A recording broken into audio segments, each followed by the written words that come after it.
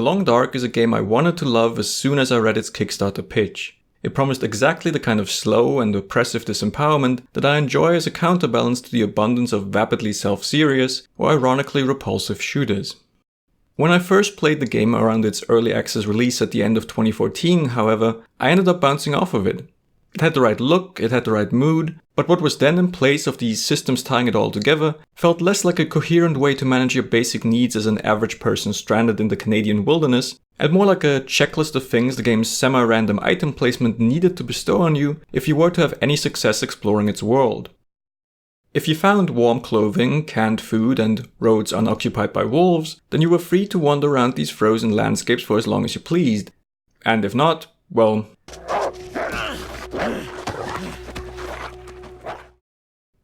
Supplies in the Long Dark are persistent and therefore technically limited, but at this stage in development you could easily tour every location in the game without ever running out of granola bars. And higher difficulties did little to address this problem, since they didn't reduce the amount of supply so much as they amped up the number of uncharacteristically aggressive wolves out to ruin your day. However, 2014 is a long time ago, and many aspects of the Long Dark have been expanded, changed, or rebalanced since the first time I played it. Thanks to all these updates, the game has slowly matured into the sort of experience I was initially hoping for. Today, I wanted to take a closer look at how these changes helped turn the Long Dark into one of my favorite survival games. Before we get into it, however, it's worth pointing out that the long arc of this video also presented unique challenges for me in making this essay. The builds that my initial assessment is based on are no longer accessible, and since I didn't have the foresight to record my first experiences with the game, I don't have any footage I could show you to illustrate the game's development over time. So you'll have to take my word for some of the more historic claims I'm making. On the other hand, because of my slow editing process, some of the footage I'm using is likely to be quite dated by the time this video actually comes out. So there's a very real chance that you'll see some things in this video that are no longer in the game. Just keep in mind that I'm talking about the game's gradual shift over time here, not the latest iteration specifically. I should also add that I'm talking specifically about the game's survival mode here, not its story content. With all of that in mind, let's get going. First and most obvious, part of the Long Dark's evolution is that the game has simply grown a lot since the first time I played it. The addition of new regions to explore and new items to craft provides long-term goals that encourage a more thoughtful and sustainable playstyle than the indiscriminate looting I initially relied on. Whether you reach these goals or not, the mere fact that there now is something to work towards affects how you approach the game. If you want to see everything the Long Dark has to offer, you're going to have to learn to fish, hunt, and forage to support yourself for longer periods of time. In other words, you're no longer just a tourist in this world, you're going to have to learn to think like a local. More importantly, the survival aspect of the game has been fine-tuned into a less fatalistic experience by giving players more options to work around resource limitations. Ways to maintain tools and clothes, ways to improvise first aid, ways to fend off wildlife without guns. These individual systems are finally pointing at each other in ways that allow you to overcome the challenges laid out by the game's random item placement, rather than to live or die by what you happen to find in your immediate surroundings.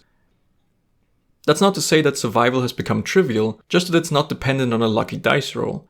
At least not entirely, since you still run the risk of random misfortune like blizzards or bear attacks. There's a delicate balance at play here. If the game gave you too much power, it would become too easy to solve, root, and optimize, and the idea that the harsh conditions of this quiet apocalypse can be overcome by applying enough smarts and elbow grease plays into the retrograde views held by many libertarian gamer bros.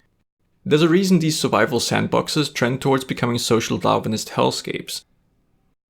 On the other hand, if the game simply made you a pawn in the hands of fate, your trip to the north would be too short and too bleak to appreciate the beauty of these desolate landscapes, to form a connection to your environment and begin to see yourself as a part of it. Without that connection, the hardships depicted in the game lack emotional resonance. For the game's melancholy mood to hit home, players need time to bond with the game world, to feel at home in it and form a sense of connection that allows them to also feel a sense of loss. In the end, designing for a specific tone is a question of precise math as much as anything else. But we're still scratching the surface of what's really going on here. Fiddling with the balancing of a game is a tool in the toolbox, a means to an end, and it's important to understand why the changes made to the Long Dark over the course of its early access existence pushed it in the right direction, rather than to simply congratulate its designers for discovering some objectively good numbers.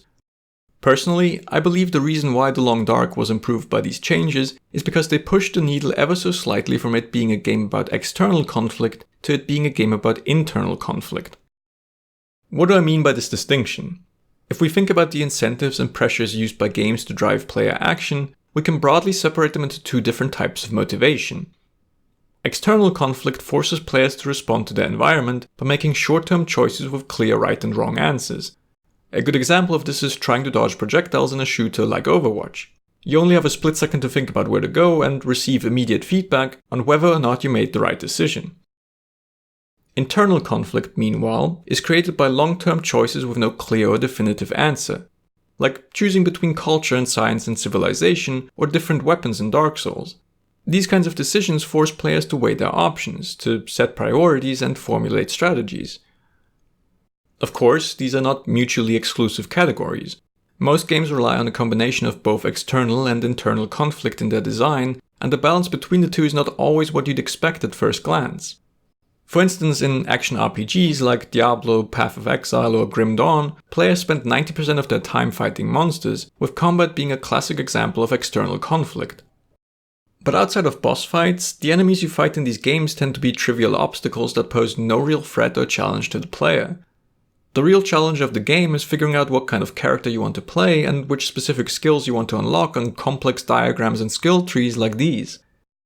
External and internal conflict don't form a hierarchy of player motivation so much as a sliding scale we can use to understand different design approaches. These two categories are not opposed to one another, they simply have different strengths.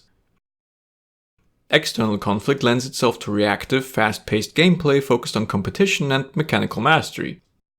Internal conflict creates slower experiences that give players room for self-expression and creative solutions. Games about external conflict take you out of your own head. Games about internal conflict leave you lost in thought. The reason The Long Dark ended up benefiting from a greater emphasis on internal conflict is not because it is inherently superior, but because it suits the overall mood and design of the game. The Long Dark is and has always been an incredibly restrained experience, one that is less interested in excitement and empowerment than the mundanities of keeping your character healthy, warm, and well-fed for as long as possible. On a systemic level, the number of different activities involved in your survival also create the need for some form of abstraction. Some parts of your daily routine, like foraging, were fleshed out over time with their own unique mechanics. But a lot of other actions in the game are simply represented indirectly through progress bars. Because this system reduces hours of in-game time to just a few seconds on the side of the player, it shifts attention away from the action itself and towards the context in which it is taking place. From your perspective as player, walking to and from the lake takes up a lot more time than the many hours of fishing the game fast forwards you through. As a result, the task itself becomes less relevant than planning out the why, when, and where of your next action, as well as traversing the space in between activities. Because so much of your daily routine is abstracted into progress bars, most of your actual playtime in The Long Dark is spent simply walking between different locations. Wolves and weather changes make this less straightforward than it may sound, but while the threat of these hazards is omnipresent, the times you actually run into trouble are more rare. Most of the time, you're on your own, with nothing but your own thoughts to keep you company. Even the game's soundtrack rarely disrupts this pensive, quiet mood. For the majority of the experience, The Long Dark just leaves you alone with the sounds of your environment. Your own breath, your own footsteps, the clatter of equipment in your backpack, and the wind howling through the trees.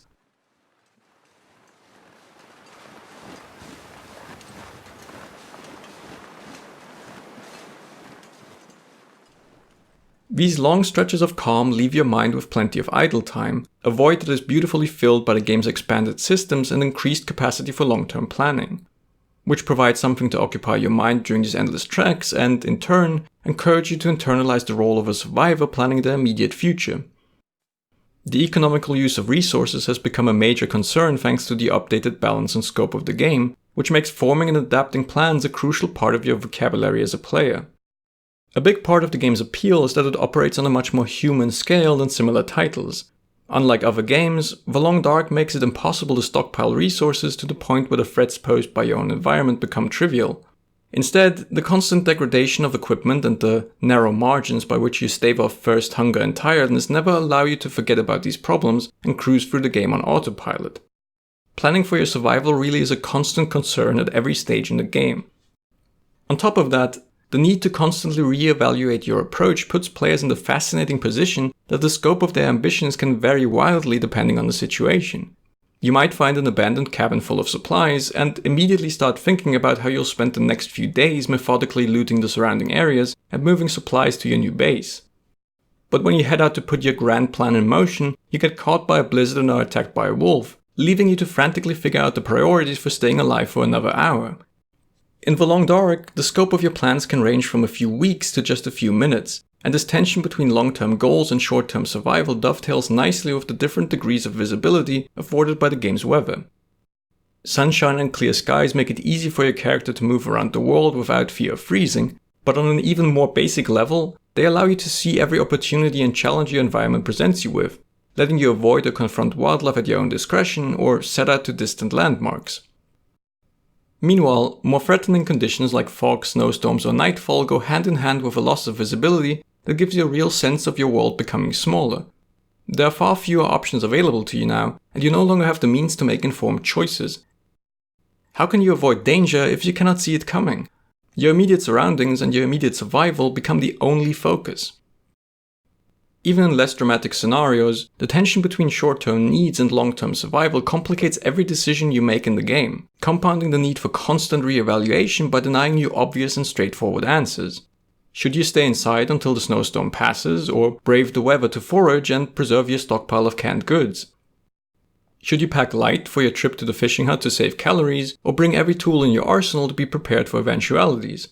There is no one correct approach here. Your choice ultimately depends on far too many factors to give a clear answer. The choices that the Long Dark opens up through these systems and the tools you are given to engage with them allow you to set long-term goals and to express yourself through your playstyle by taking more or fewer risks depending on your preference. But they also help to fulfill that initial crowdfunded promise of thoughtful exploration in a quiet apocalypse. By constantly making you think about where you are going, what you are doing, and whether it is safe to do so, the game's interlocking systems help you feel more connected to your environment and the situation you find yourself in. None of this is to say that external conflict does not play an important part in The Long Dark as well. The wolves, the sudden weather changes, all of these elements are outside threats that you are forced to respond to. But the way you confront and overcome these dangers is less through mechanical skill than planning and preparation. At the same time, the shift towards more internal conflict, more focus on making plans and choosing between different approaches, turns these threats from an occasional presence on screen to a constant presence in your thoughts. The question of which mood games communicate and which mindset they put us in is about more than their story or their art style or how much or how little action there is in the game. It's also about the pressures and incentives used to motivate us, and which concerns are foremost in our minds when engaging with a game's systems. The distinction between external and internal conflict is one tool that can help us think about how games can deliver different emotional experiences, like the unique mix of hope and despair found in this particular survival game.